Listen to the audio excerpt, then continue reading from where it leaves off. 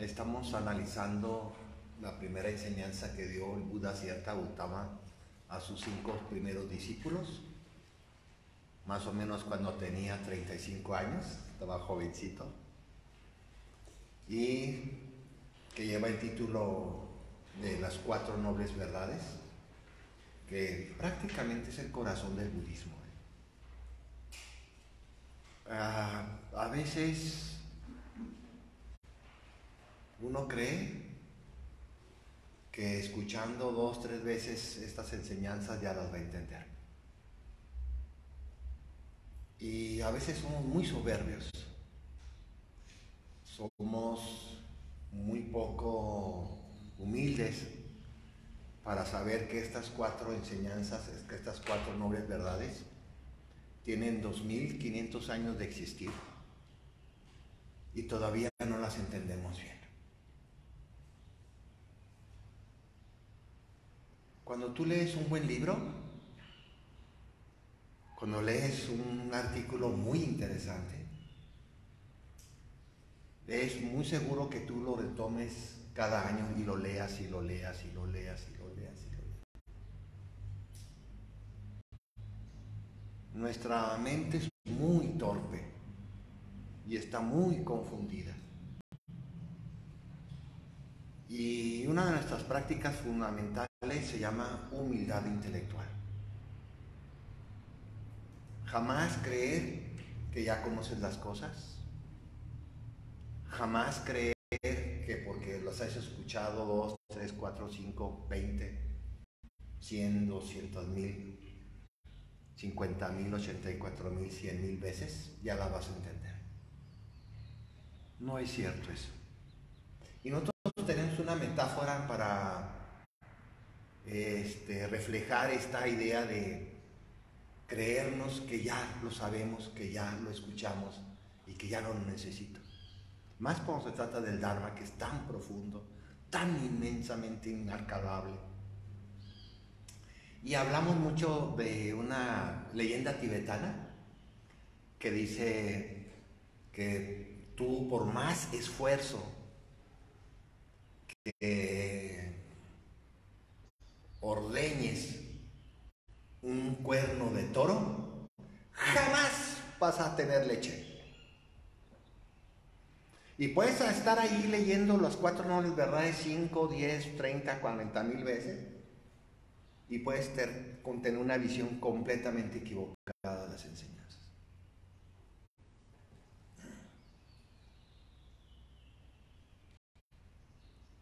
La humildad es práctica del Dharma. Siddhartha Gautama, después de 45 años de enseñanzas, todavía seguía hablando de las 4 nobles verdades, como lo había hecho su primera vez cuando enseñó a sus discípulos. Y esto se lo digo porque yo sé que algunos de ustedes ya tienen tiempo con el Dharma y quizá la idea de volver a las 4 nobles verdades se te hace manolesco, infantil. Ya he pasado 1000 veces por ahí. Y pues no. El mismo Dalai Lama sigue dando enseñanzas de las 4 nobles verdades después de 60 años de ser maestro.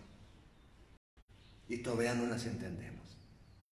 Nunca, nunca te cierres al escuchar del Dharma, sea desde lo más elemental hasta lo más elevado.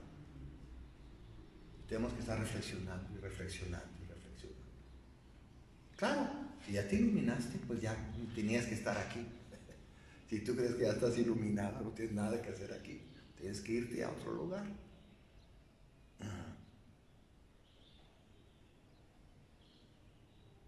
Y dice aquí en el párrafo 4, página 5. Después vamos a ver lo del camino medio. Eso lo vamos a dejar para el domingo, que fue lo que vimos el día de ayer. Esta, oh monjes, es la noble verdad del sufrimiento. El nacimiento es sufrimiento, la vejez es sufrimiento, la enfermedad es sufrimiento, la muerte es sufrimiento, asociarse con lo indeseable es sufrimiento, separarse de lo deseable es sufrimiento, No obtener lo que se desea es sufrimiento. En breve, los 5 agregados, que ayer les decíamos que les pusimos el nombre de skandhas, de la adherencia son aquí adherencia pueden ustedes ponerle ahí apego, ¿no? La adherencia quiere decir aquí apego. Y nos vamos ahora, a ver si puedo terminar esta hora, o si no, pues tomamos la hora que viene antes de comer. Nos vamos a la página 6. Bueno, perdón, y en el párrafo 9 dice: esta noble verdad del sufrimiento debe de ser comprendida. O sea, tu tarea con el sufrimiento es comprenderlo. No estamos ahorita queriéndolo quitar, no estamos ahorita queriéndolo superar, no, es comprender. ¿Por qué tenemos que comprender el sufrimiento? Porque somos seres muy cobardes. No sabemos enfrentar el sufrimiento de manera noble, honrada, poderosa. Casi siempre tenemos tres actitudes frente al sufrimiento que son completamente erróneas. La primera actitud que tenemos, y que todos lo hacemos, no nomás tú, es reprimir el sufrimiento. Y te pregunta una persona: oye, ¿cómo estás? No, yo estoy muy bien. Y te está llevando a la fregada. Tendemos mucho a reprimir el sufrimiento, a no verlo, a ponerlo a un lado. Sí, bueno, sí, esto, pero mejor me levanto, prendo Netflix y veo Walking Dead, que es temporada 11, y último ya se va a acabar. Por fin, ya no me está gustando, ya está machuteado, no tiene innovación, pero bueno, hay que verla nomás por consideración a los primeros 7 temporadas. Y y hacemos muchas cosas, sales corriendo a hacer compras, te vas al Costco, ¿cuántas cosas no haces para huir y reprimir del sufrimiento? La segunda actitud errónea que tenemos que el sufrimiento, de eso somos muy buenos los mexicanos, bueno, los latinos en general, le damos la vuelta. No lo reprimes, pero te haces el menchito, la menchita. Te volteas para otro lado. No lo estás reprimiendo, lo estás como ignorando. No, eso no me está pasando a mí. ¿Cómo que a mí? Si yo ya fui acá con el psicólogo 2 años, esto ya lo superé, ¿no? Y ahí te está la efervescencia de tu dolor y sufrimiento mental, ahí lo traes. Somos muy buenos porque saben ustedes que toda la cultura barroca, gran parte de nuestras iglesias están hechas en el estilo barroco, que es ese estilo todo complicado, donde no hay un espacio vacío. O sea, el barroquismo es ¿cómo se puede decir? Un estilo de cultura que se reflejó en la arquitectura, donde no hay espacios vacíos, es decir, barroquismo. Y todos los espacios vacíos se llenan con cosas. Si ustedes entran no todas las iglesias son barrocas en México, pero tenemos muchas iglesias barrocas que tú entras, no desde fuera, desde la, ¿cómo se llama? Fachada. Desde la fachada, híjola, todo está lleno de dibujitos, angelitos, diablitos y por ahí otros angelitos y flores. Todo, no hay, es que nuestra mente es muy barroca, está llena para no enfrentar al sufrimiento. Y nos sobran justificaciones para darle la vuelta. Y la tercera actitud que tenemos frente al sufrimiento, que yo le llamo el sufrimiento de la tía. Ese sufrimiento de la tía es cuando sublimas tu sufrimiento. Y le hablas a la tía: ¡ay, tía, ¿cómo estás? Yo tuve una tía así, ¡ay, tía, cómo! Y la queríamos muchísimo, ya murió. ¡Ay, tía, cómo! ¡Ay, mi hijito!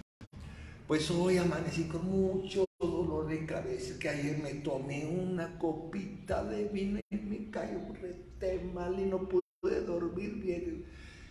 Y todo el día es queja, si no es que tú eres uno de esos, de que te pasa algo, de que sufres.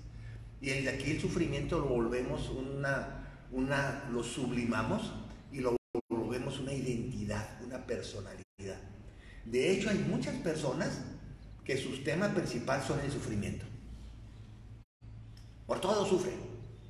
Y más si tienen cáncer o tienen un tumor o tienen una enfermedad terminal y están todo el día, es que yo, y están dándole a su enfermedad, convirtiéndolo en una personalidad, en una identidad.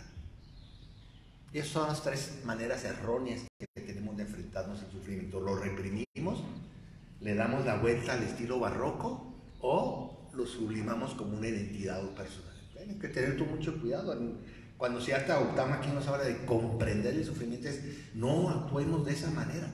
De esa manera no se resuelve la experiencia del sufrimiento que sí queremos resolver. Pero para resolverlo tenemos que comprenderlo bien. Mientras lo reprimamos, mientras le damos la vuelta o lo subliman, no podemos comprender las causas reales del sufrimiento. ¿Se entiende esto?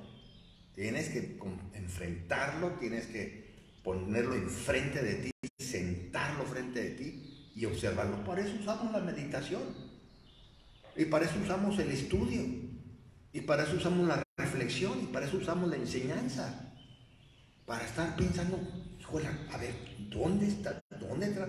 Ahora, si tú no, porque a veces en los retiros nos dicen, es que yo no sufro, pues yo no sé qué frego estás haciendo aquí.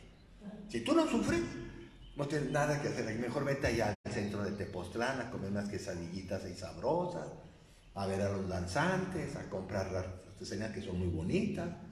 No tienes, si tú no sufres, no tienes. El budismo está hecho para las personas que sufrimos y que queremos gestionar ese sufrimiento de una manera más inteligente, más compasiva, más sabia, para tener una mejor calidad de vida. Para eso es el budismo. De algo ha de servir, ¿no? Tanta literatura y tantos libros, tanto.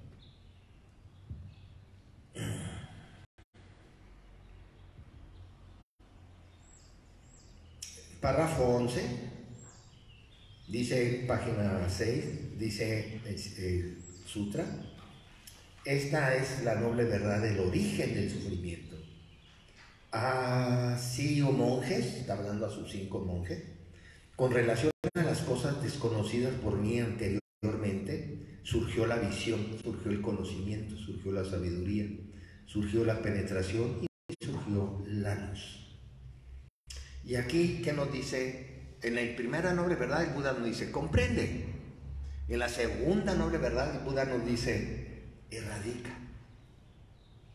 Ahora, en la segunda noble verdad, nuestra tarea, ya comprendimos. Y en la segunda, vamos a ver las causas para erradicarlas, para quitarlas, para liquidarlas, que es lo que vamos a ver ahora. La segunda noble verdad. Las causas del sufrimiento. Dukkha, la experiencia del sufrimiento, y eso es para que cada uno de ustedes lo reflexione en este retiro con mucho cuidado, tiene 4 espacios, le llaman le llaman los 4 espacios de Dukkha, se le dicen los theravadistas. Es decir, hay 4 espacios donde el Dukkha se manifiesta, donde la experiencia de Dukkha se desarrolla. Primero, es muy interesante, Dukkha como sufrimiento. Dukkha como sufrimiento hace referencia al hambre, a las guerras, a los accidentes,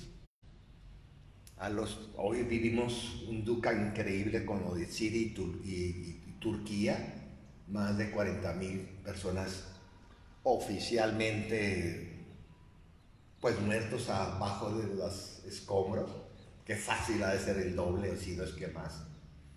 Dukkha como una experiencia de dolor, ¿no? Que vas caminando ahí, bajando una escalera y no te fijaste y pum, te resbalas y se te rompe el tobillo, te duele muchísimo. Ese es Dukkha. Dukkha como dolor, como accidentes, como golpes de la naturaleza, pues, ¿no? Ya sea un tsunami, ya sea un terremoto, ya sea una tormenta. Después viene un segundo espacio que es muy interesante. Ese es el espacio, podríamos decir, preferido de nosotros, que es el espacio de Dukkha por tus emociones, como emociones.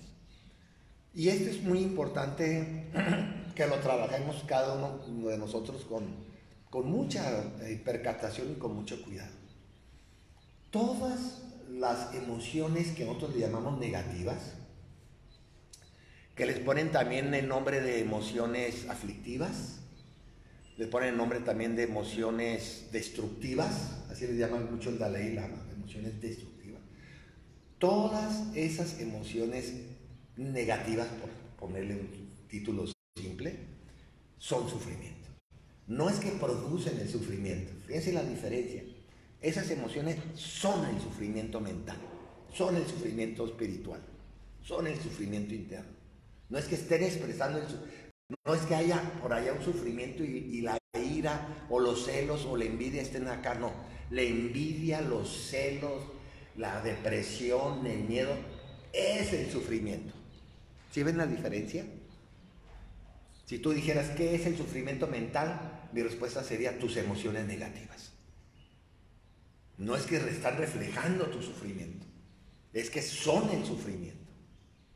Ese es el espacio que le llamamos dukkha de las emociones, que es el espacio que más ha trabajado el budismo. En términos de psicología budista, donde más nos hemos especializado es el sufrimiento de las emociones. Estoy hablando obviamente de las emociones destructivas, de las emociones negativas.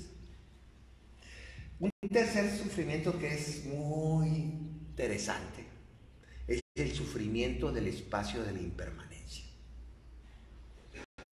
La impermanencia, por su propia naturaleza, por su propia manera de manifestarse, la impermanencia, que es transformación, que es cambio. Todo, miren, todo cambio y toda transformación, todo crecimiento y todo nacimiento trae mucho sufrimiento.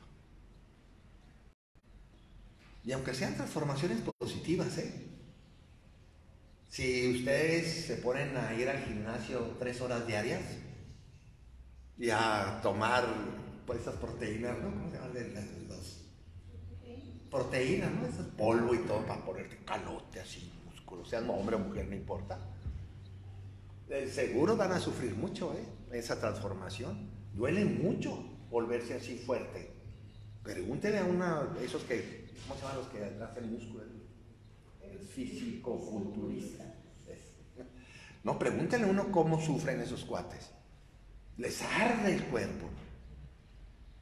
Y ahí están con la pesa media hora hasta que parece que les flamea de dolor todo el brazo. Toda transformación, ojo con esto, aunque sea positiva, contiene sufrimiento. Porque el movimiento, porque la manera de expresarse todos nuestros fenómenos, incluyendo los tuyos, sea tu cuerpo, tus emociones, tus pensamientos, en el momento que están cambiando, se siente como un movimiento de fricción. Toda transformación implica fricciones. Fricción quiere decir que se están enfrentando a lo que es el viejo y lo que están haciendo el nuevo. ¿Ya? Cuando una mujer se embaraza y empieza el producto, así dicen los médicos, producto, y empieza el embrión a crecer. Tú imagínate lo que sufrimos adentro de la pancita de nuestras mamis, de nuestras madres, cuando éramos una cosita así y empezamos a reproducir nuestras células, imagínate la fricción, el enfrentamiento de estirarte, de ser una cochinadita así de 2, 3 células y empezarte a hacer un cuerpo. Imagínate ya cuando llegas a 30, 40 centímetros, oye, es un inmenso sufrimiento el crecer. Desde ahí, la impermanencia contiene por su propia naturaleza sufrimiento, porque la impermanencia implica transformación. Y eso lo vemos en todos los lugares, en toda la naturaleza, y más en nuestro cuerpo. Y el último espacio de dukkha, de donde aparece esta experiencia de la insatisfacción, de la incomodidad, Es el espacio que podríamos decir nuestros problemas cotidianos. Es un espacio de mucho sufrimiento. Nuestra vida cotidiana. Los problemas, que se te echó a perder el queso, que comiste un pollo. No tengo una amiga que cada 6 meses se intoxica con el, trae un Carmen con el pollo loquísimo. Porque cada 6 meses se intoxica con un pollo. Cada 6 meses. Y pues nomás a ti te pasa que nomás comer infecciones y la demás. Todos tus problemas cotidianos, tus malentendidos, cuando no quieres ir a trabajar y te tienes que ir a trabajar porque tienes que estar a las 9 y ya te han llamado mucho la atención, que no sé qué, que tienes que estudiar esto y que tienes que estudiar lo otro y ya no quieres, mejor quieres ver la televisión y tienes que sentarte. Cuando estamos desempleados, cuando nos divorciamos, cuando nos corren del trabajo. Nuestra vida cotidiana, por cierto, vamos a hacer el retiro, anuncio de una vez, el retiro de Semana Santa, que va a ser del 5 al 9 de abril. Va a ser aquí en Cuernavaca, en un lugar muy bello que se llama, no tan bello como este, pero es más acogedor, es más pequeño y más acogedor. Se llama Casa Tepeyac. Vamos a ver precisamente lo que se llama en el budismo los 8 intereses mundanos, que es el enredo que traemos nosotros en nuestra vida cotidiana. Y va a ser aquí en Tepeyac. Vamos a ver esto precisamente. ¿Y qué tal cuando te cancelan los vuelos? Que estás en la, y más ahora, ¿no? Que cada ratito cancelan vuelos. Que estás en el aeropuerto y cancelado, ¿no? Como todo. O que pides el Uber y no llega. Y ya tienes ya media hora esperando el Uber y te manda un mensajito. Disculpa, no sé qué, ya no pude. Y tú, toda nuestra vida está llena de problemas, de conflictos, de malentendidos, de desacuerdos.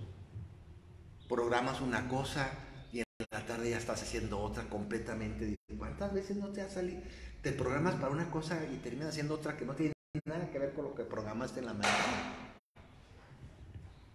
Y no sé si vas en tu auto ahí y viene un loco ahí atrás y ¡pum! Te pega por atrás. Entonces te bajas, tío, ¿por qué me pegaste? Cada rato tenemos esos problemas. Esos son los famosos 4 espacios de dukkha, que hay que tener muy bien detectados porque cada uno de nosotros vivimos esos espacios de diferente manera.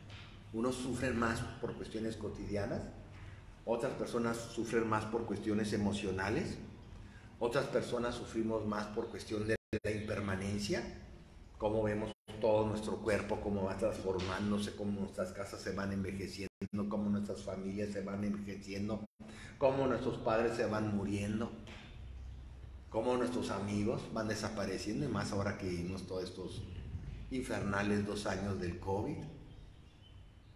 Lo vimos ahí enfrente de nosotros, la increíble y la brutal presencia de la impermanencia de nuestros cuerpos y de nuestras vidas.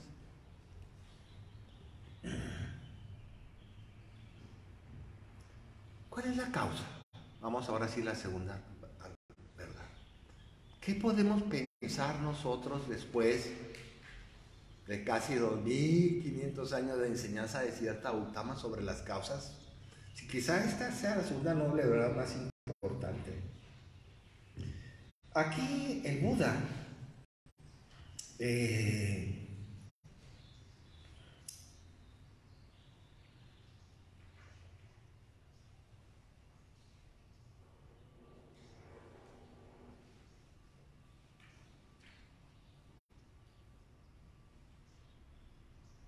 que quiero ver dónde está.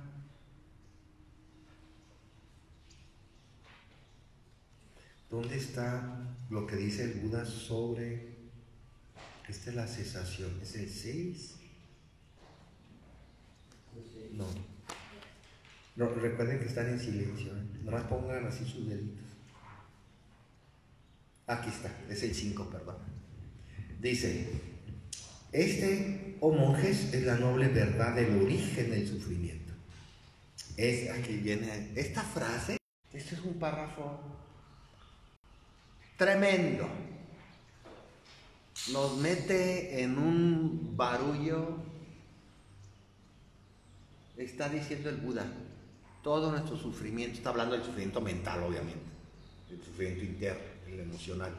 Todo el sufrimiento produce sufrimiento. Y la otra versión, la versión mahayana, dice, no. Hay deseos buenos, deseos positivos, que no producen sufrimiento, y hay deseos negativos o no virtuosos que sí producen sufrimiento. Y la tercera escuela budista, estas son las tres grandes escuelas budistas, theravadistas, mahayanas y vajrayanas. Los vajrayanas dicen todo lo contrario que los theravadistas. Dicen todos los deseos, nunca en los extremos. Hay un concepto muy importante, así como el concepto educa define la primera noble verdad, el concepto de Tana define esta segunda verdad, esta segunda noble verdad. Tana es un concepto sánscrito, T-H-A-N-A, es un concepto sánscrito que quiere decir ansiedad, quiere decir anhelo, y aquí yo le puse fiebre por algo, que te da calor por agarrar algo, que te da coraje, que te da ansiedad por agarrar. Y Tana es un concepto que hace referencia básicamente a cuando tenemos mucha sed y no hay agua ahí a tu alrededor y traes una sed terrible y llegas al Oxxo y te compras una Coca-Cola bien fría y eso es Tana. Te la tomas con ansiedad y con ¿cómo se dice? Pues me faltan aquí palabras, con una intención exagerada te estás tomando la Coca-Cola para acabar tu sed. Eso es Tana. Y seguramente también cuando has tenido hambre, que te mandaron a la montaña a un trabajo y no has comido, ya son las 6 de la tarde y no desayunaste, y traes un hambre endemoniada, ¿no? Y llegas a un lugar de las quesadillas ahí con choricito y todo, y comes con ansiedad. Ese es Tana.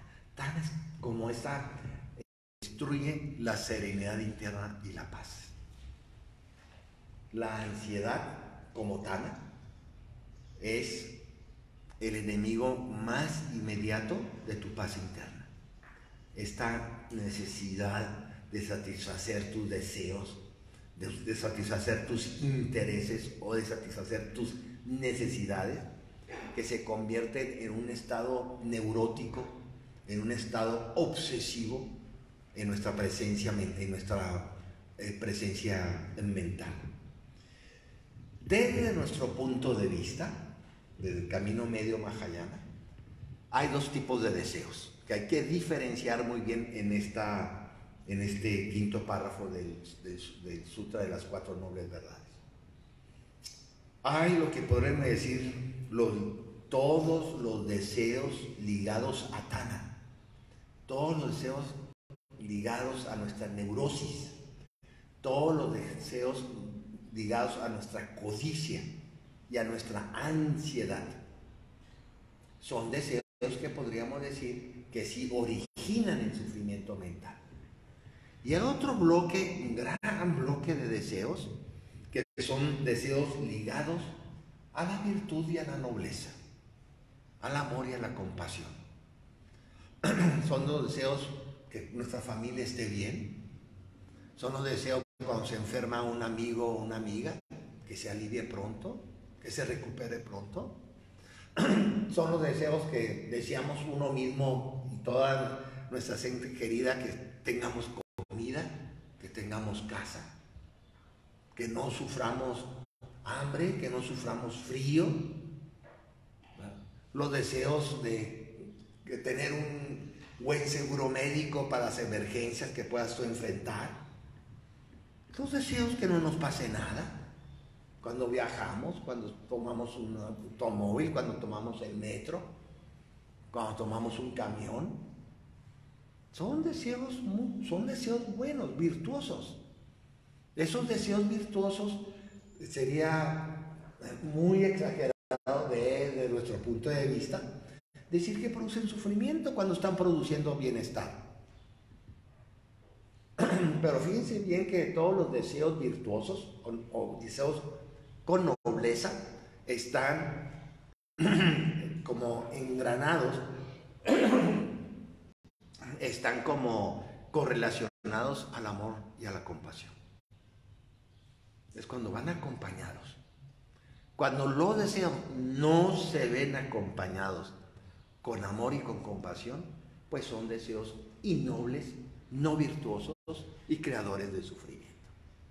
Y esa es la distinción básica que hay que hacer con esta práctica sobre los deseos.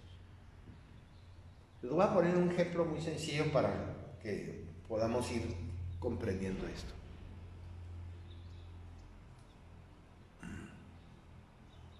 Todos podemos tener un deseo sobre una persona. Y lo tenemos. Una persona que te gusta, que te gustó mucho.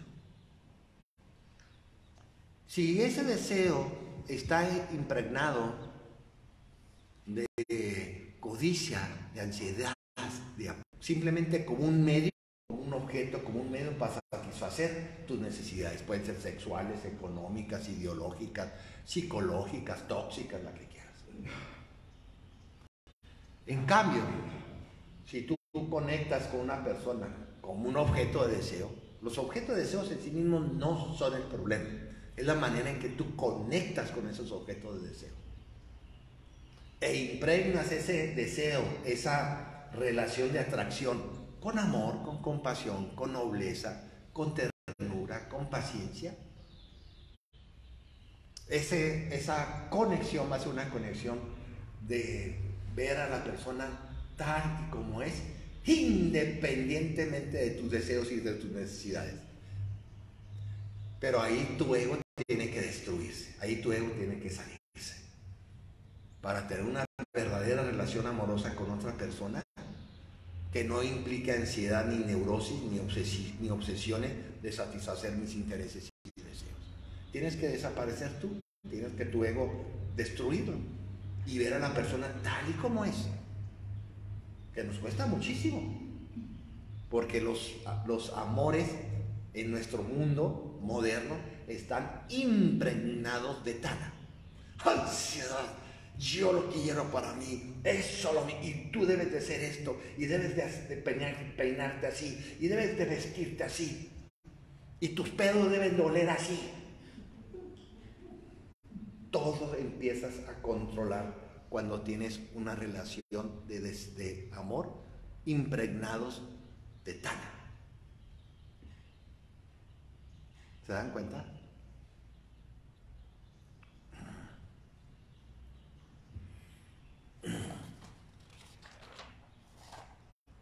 Por eso se dice que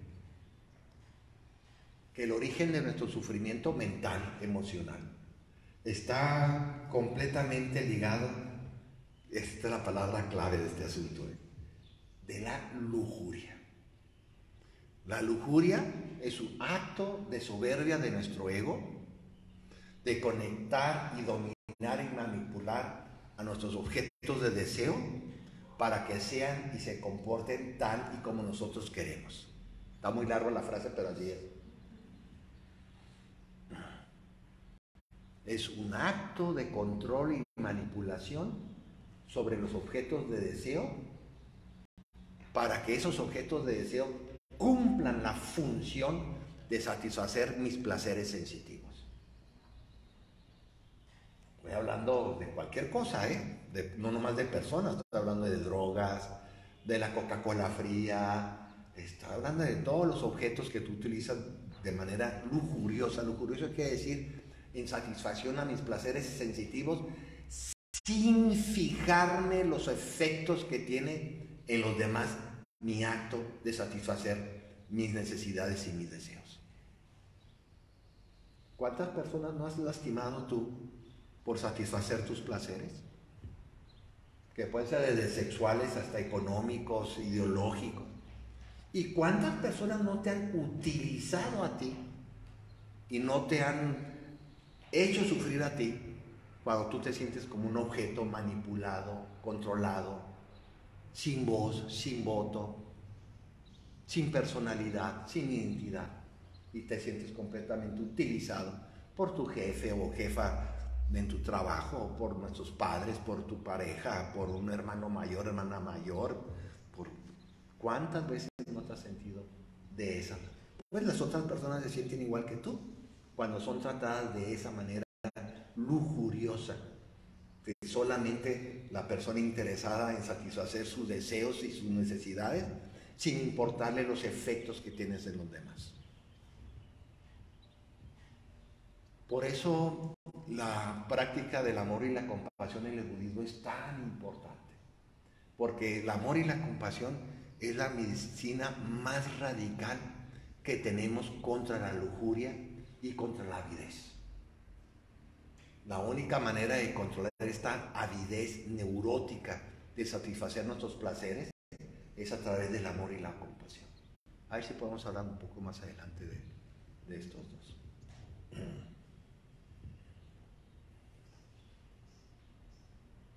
Hay otro concepto que acompaña a estas causas del sufrimiento a través de la lujuria, que es un concepto sánscrito que se llama adinaya. Y me puse a investigar un poquito de adinaya, que dicen los theravadistas que es fundamental en esta cuestión del origen de nuestros sufrimientos a través de la lujuria, o a través de la satisfacción. Se los voy a poner más en español. La lujuria como la satisfacción neurótica de nuestros placeres sensitivos. Así le podemos decir a esto. Y ese concepto de adinaya,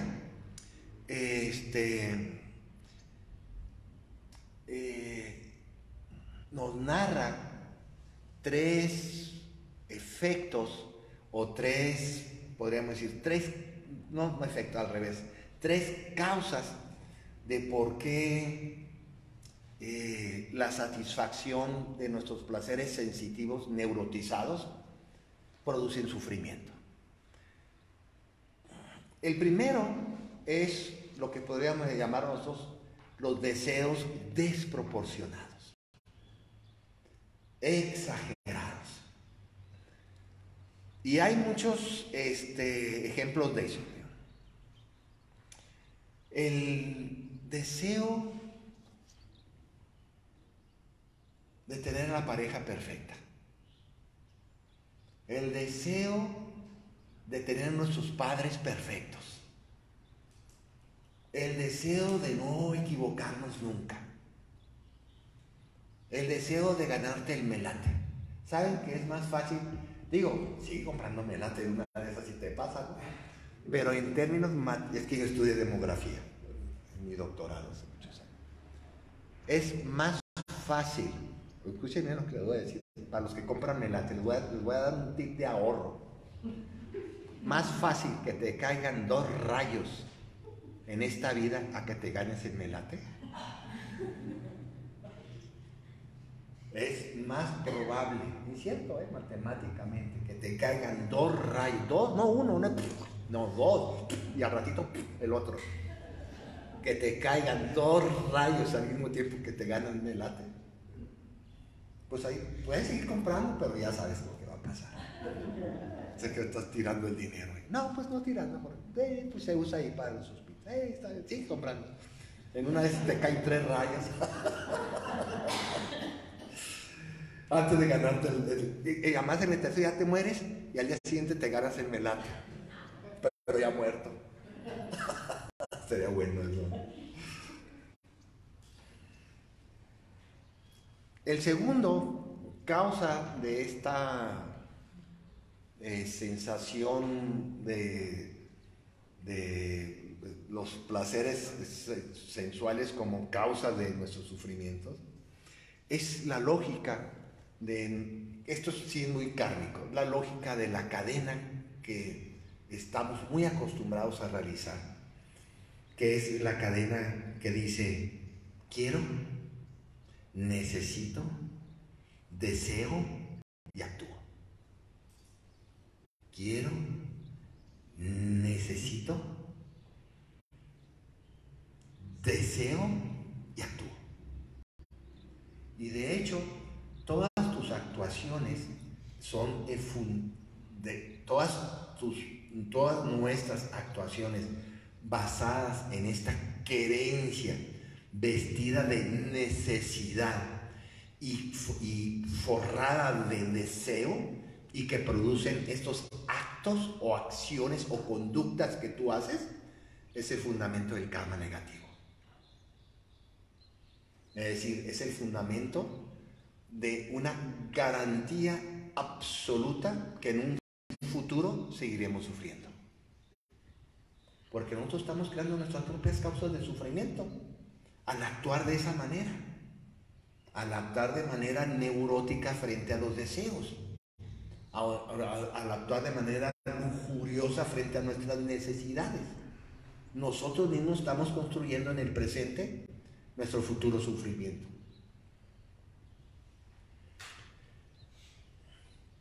El tercero, causa de adinaya. Acuérdense que adinaya es el lado negativo de todos tus placeres sensoriales. Es la creación, esto es muy interesante con la causa del sufrimiento, es la creación de dos emociones paralelas a todas nuestras causas de sufrimiento. La primera emoción se llama miedo, el surgimiento del miedo, y la segunda se llama esperanza. Ahorita les voy a aclarar bien cómo trabajamos aquí la esperanza. ¿Miedo de qué? Cuando estamos enredados en estos deseos lujuriosos de tener una vida placentera, de que siempre me vaya bien, de que tenga todo, de que no envejezca, de que no enferme, de que no muera, ¿verdad? Pues el miedo, el primer miedo que tenemos cuando estamos enredados en esa dinámica es perder lo que tengo y deseo. Nos da un terror perder aquello que tenemos. Nuestra familia, nuestras casas, nuestros autos, que te lo roben, que venga una crisis bancaria y perdamos el dinero del banco. ¿Cuánto miedo no surge en nosotros por perder lo que tenemos y deseamos? Y el otro miedo que surge en este contexto de las causas del sufrimiento es el miedo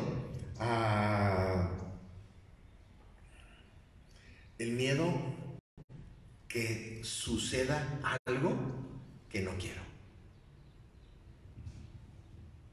Hay personas, y tiene un nombre en psicología eso, hay personas que no salen de su casa por miedo a que les va a pasar algo allá afuera.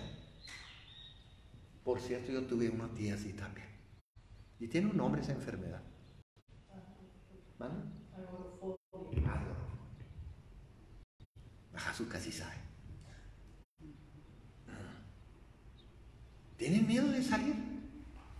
Yo me acuerdo que mi tía era muy famosa porque daba un paso hacia afuera y ¡pum!, se desmayaba.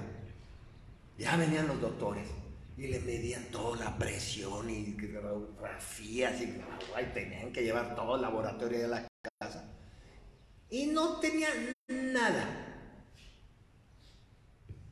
El miedo a que nos sucedan cosas allá afuera que no tenemos control.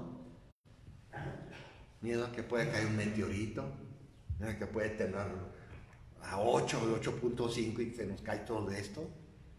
Y estamos ahí con el corazón. Esperanza. La esperanza en este contexto que estamos analizando de adinaya, o sea, de los placeres sensuales neuróticos, obsesivos y egoístas, obviamente, la esperanza aquí tiene una función muy diferente al que estamos acostumbrados a tener, la esperanza de que las cosas cambien. Esperanza. Aquí la esperanza es un saboteador es un elemento emocional que anula tu presencia en el presente. Ay, pues estoy con esta pareja para cuando venga verdaderamente la persona que amo. Ay, estoy en este trabajo para cuando realmente me dé el trabajo que sí quiero. Ay, pues vivo aquí en la Ciudad de México mientras me voy a Mérida. Ay, pues mañana voy a empezar mis ejercicios mientras yo... Todo cuando tú hipotecas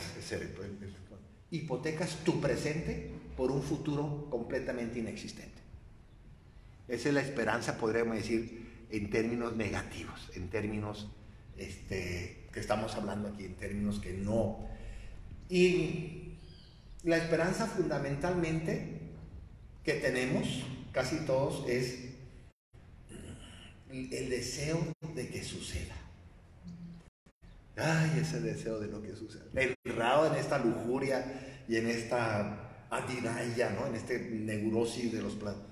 Deseo, bueno, yo, persona, deseo bajar 10 kilos. Ahí estoy con el pinche deseo hace 5 años y nomás no bajo uno. Esperanza falsa. No hago nada.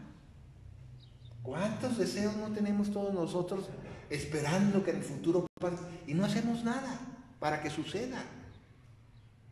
Esa es una esperanza que es, podríamos decir, producto de Anitaya, producto de esta manera que manejamos nosotros nuestros placeres sensitivos. Y no se diga cuando esas esperanzas son exageradas, son completamente de expectativas sin ninguna realidad. Sueños, ensueños, ideas, pensamientos completamente fuera de los principios de la realidad, fuera de los principios de la ley de causas y efectos. Y estamos llenos, por eso nos gustan tanto las películas a veces de ciencia ficción, o las películas o las novelas de Televisa y todas esas barbaridades de cosas que nunca te van a suceder, por más esperanzas que tengas. Y aunque te vayas a Catemaco a hacerte una limpia, tampoco te va a suceder. Que sí te puedes ir a Catemaco, obviamente. Tiene una laguna muy bonita, por cierto. Muy bonita. Muy bonito lugar. Ahí lo mejor es cuando vayan a Catemaco, no se vayan con los brujos que se anuncian ahí.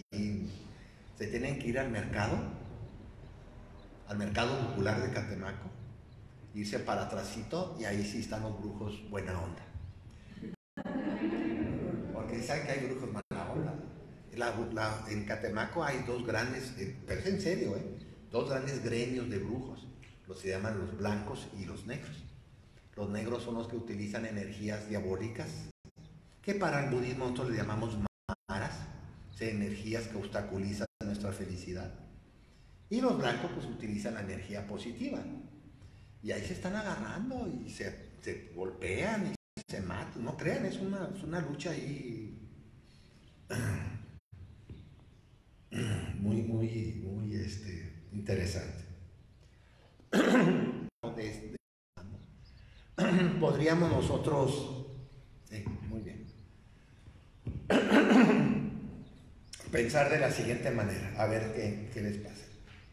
¿Se acuerdan ese concepto de Shakespeare de ser y no ser? Que además viene, por cierto, de un gran filósofo alemán del siglo XVIII que se llama Federico Hegel, que lo retoma, por cierto, la época Nietzsche, y después lo retoma toda esta filosofía Federico Engels, que era compañero de Carlos Marx. Está el debate de ser y no ser. Y aquí parece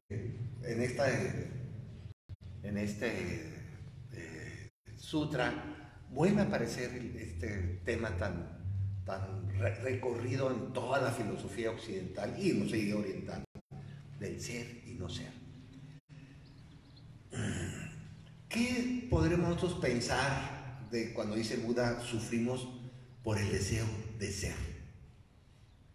hace referencia básicamente, y este puede ser una buena interpretación, a este anhelo que todos tenemos de ser diferentes de lo que ya somos.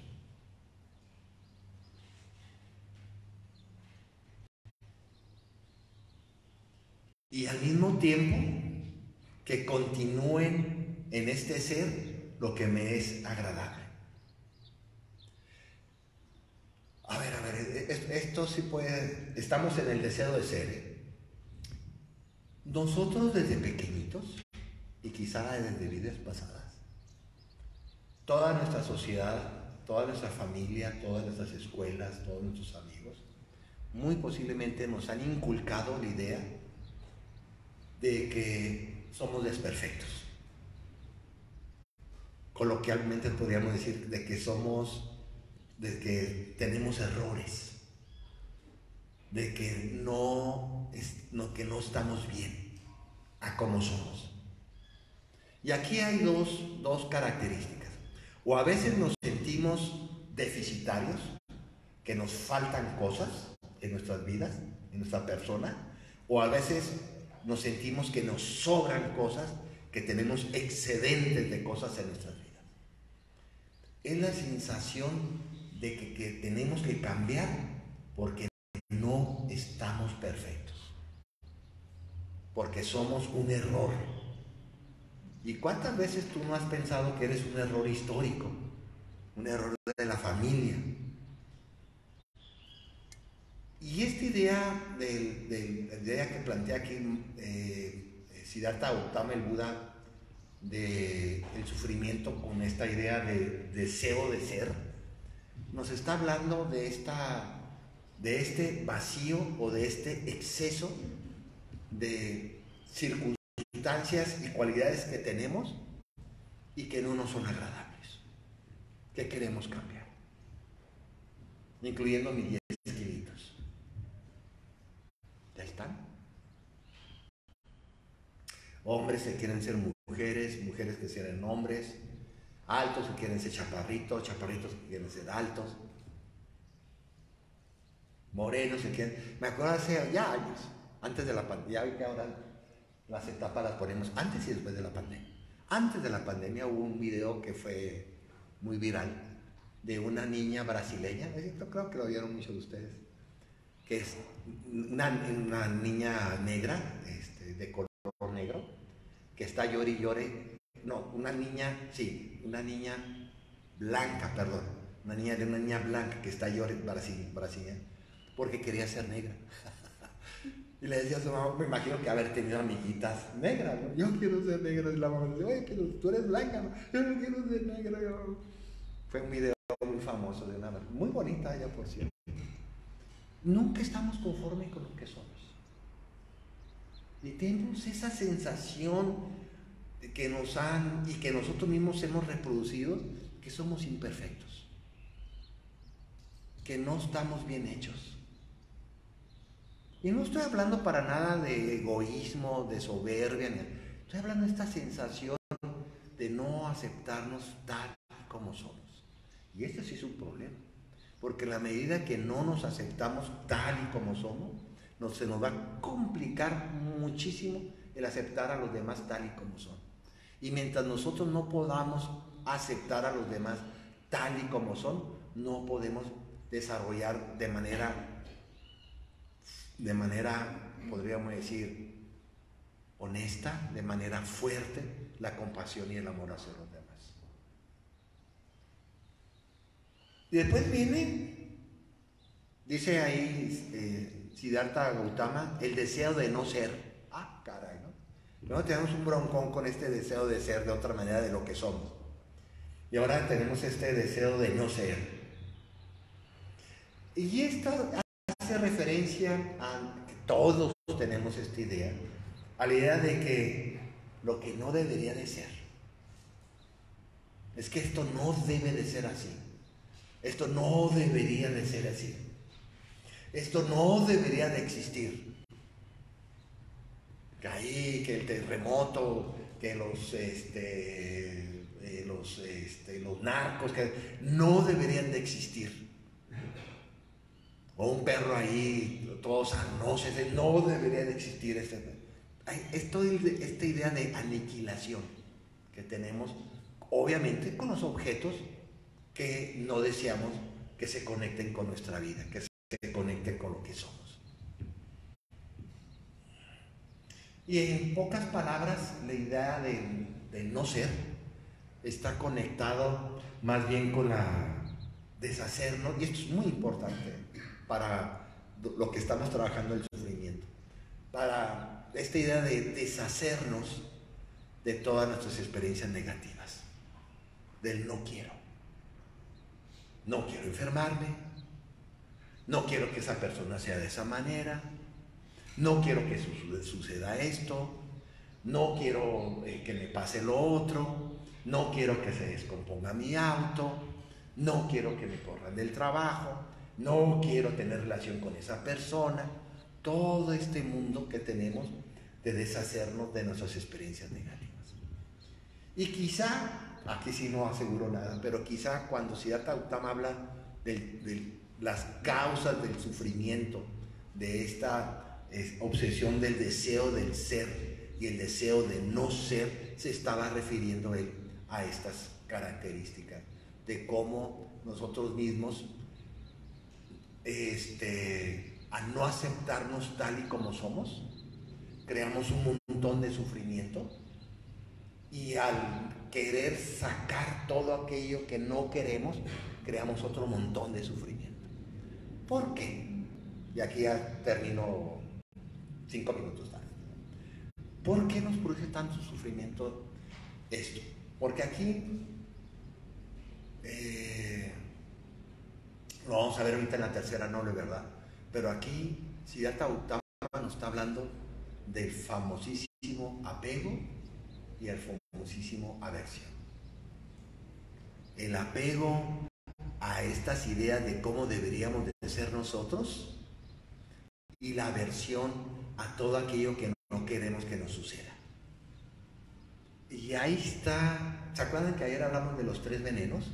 Que le decíamos que era el apego, la aversión y la ignorancia. Pues aquí está condensado en esta desarrollo de los deseos de ser y los deseos de no ser. Está hablando Siddhartha Gautama de nuestros apegos, que aquí en esta traducción se llaman anhelos. Nosotros en Occidente podríamos hablar de lujurias, si le quieres poner un concepto más pasional, más tana, más de ansiedad. Y todas nuestras aversiones, ira, furia, odio que tenemos a todo aquello que no queremos, a todo aquello que no deseamos, a todo aquello que nos sentimos amenazados. Entonces esta dinámica o esta dialéctica del ser y no ser no es más que la dialéctica de tus apegos y aversiones.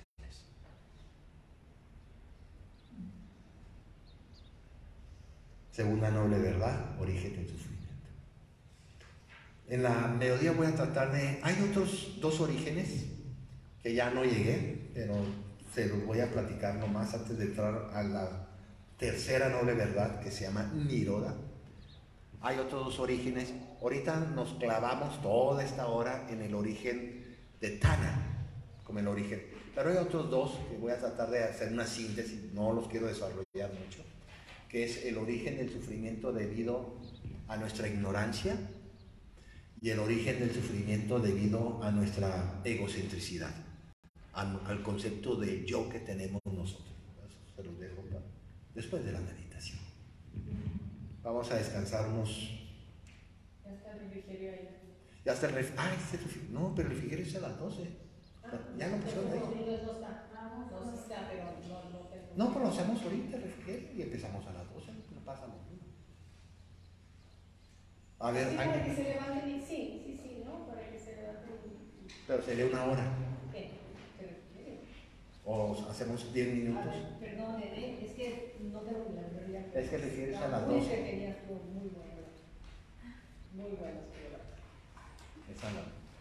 Es a las 12 el refrigerio. ¿Y qué son? 11. Sí, entonces descansamos 10 minutos, ¿les parece? Y ahí ya nos pusieron refrigerio, pues ya usen su cafecito, galletita, y a las 12 Sí. Sí, está bien, no pasa nada. Sí, está bien. 10 minutos, por favor, para estirarnos y todo, y hacer nuestra meditación de mediodía.